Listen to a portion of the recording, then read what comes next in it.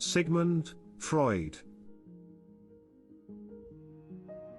One day, in retrospect, the years of struggle will strike you as the most beautiful. What we call happiness, in the strictest sense, comes from the preferably sudden satisfaction of needs, which have been dammed up to a high degree. Dreams are often most profound when they seem the most crazy. Love and work are the cornerstones of our humanness. The great question that has never been answered, and which I have not yet been able to answer, despite my 30 years of research into the feminine soul, is what does a woman want?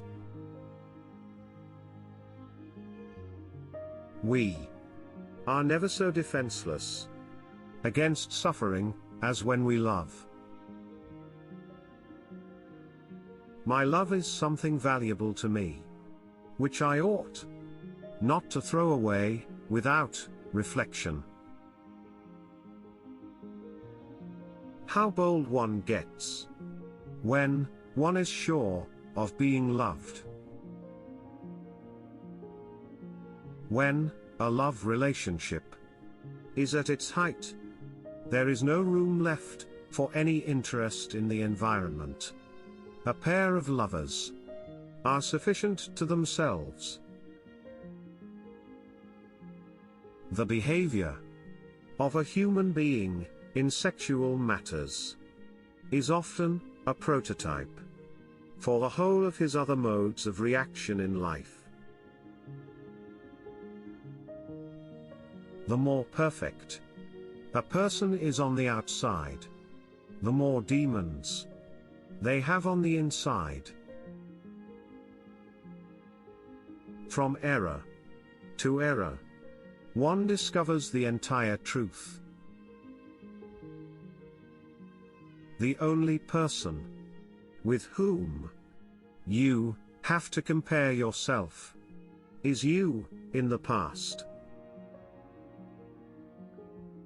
Being entirely honest with oneself is a good exercise. Unexpressed emotions will never die.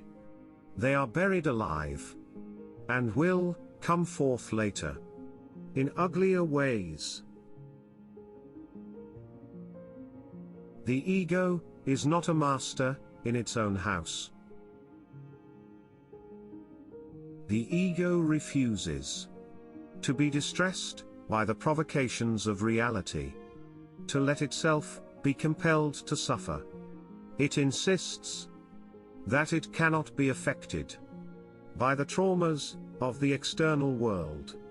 It shows, in fact, that such traumas are no more than occasions for it to gain pleasure.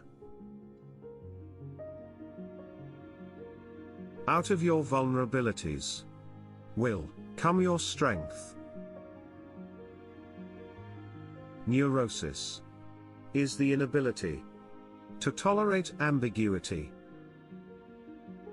The act of birth is the first experience of anxiety, and thus the source and prototype of the effect of anxiety. The first human who hurled an insult instead of a stone was the founder of civilization. What progress we are making! In the Middle Ages, they would have burned me. Now, they are content with burning my books.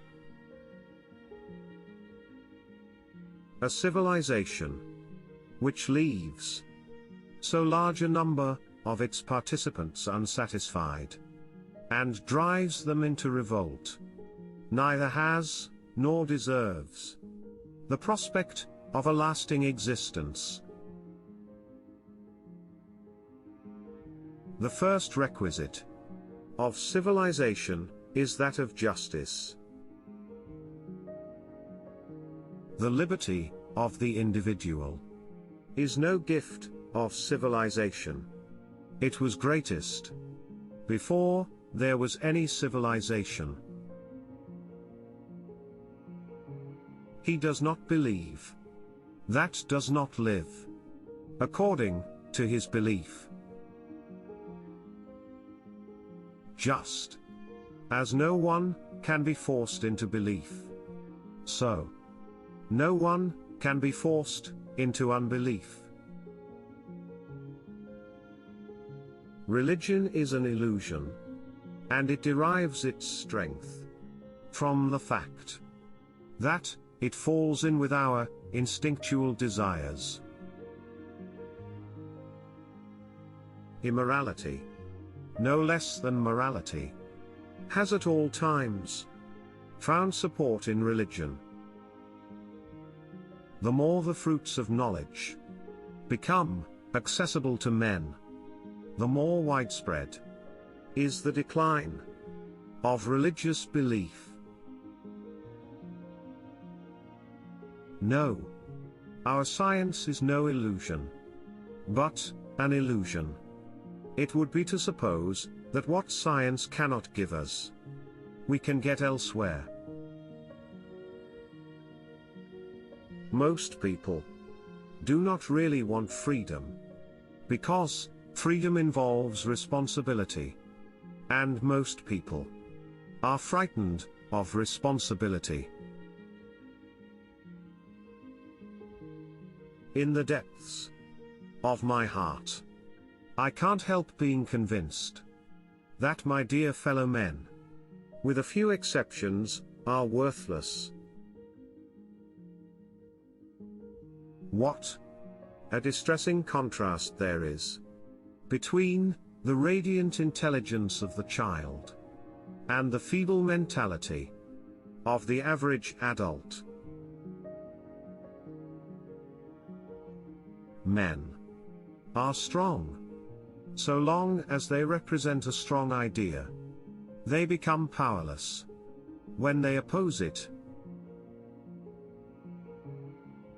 It is a predisposition of human nature to consider an unpleasant idea untrue, and then it is easy to find arguments against it. Public self is a conditioned construct of the inner psychological self. The voice of the intellect is a soft one, but it does not rest until it has gained a hearing. Analysis does not set out to make pathological reactions impossible, but to give the patient's ego freedom to decide one way or another. The mind is like an iceberg. It floats with 1/7 of its bulk above water.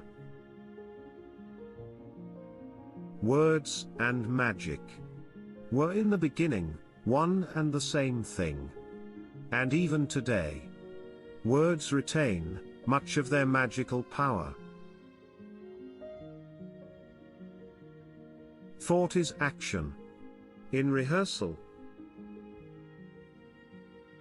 The conscious mind may be compared to a fountain playing in the sun and falling back into the great subterranean pool of subconscious, from which it rises. The unconscious of one human being can react upon that of another without passing through the conscious.